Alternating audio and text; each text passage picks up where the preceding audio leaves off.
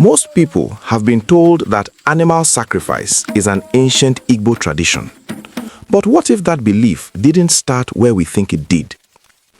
Welcome, viewers. My name is Bob Enemchukwu, and today I want to share a deep and often misunderstood part of the history of the Igbo race. The question is simple.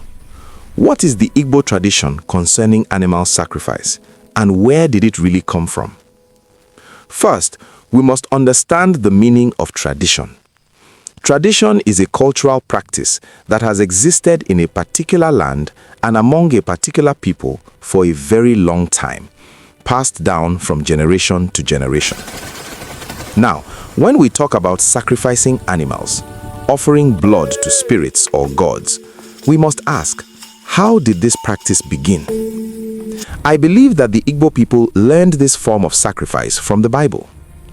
If you read the book of Leviticus, chapter 1, chapter 4, and chapter 7, you will clearly see detailed instructions about animal sacrifices, how they were done, why they were done, and who they were done for. In the next episode, I will explain how this practice entered Igbo society, how it gradually changed over time, and how what began as a form of worship eventually became corrupted, leading to what we now know as idol worship. If you want to understand this history deeply and correctly, kindly subscribe to this channel so you don't miss the next episode. Thank you for watching and have a wonderful day.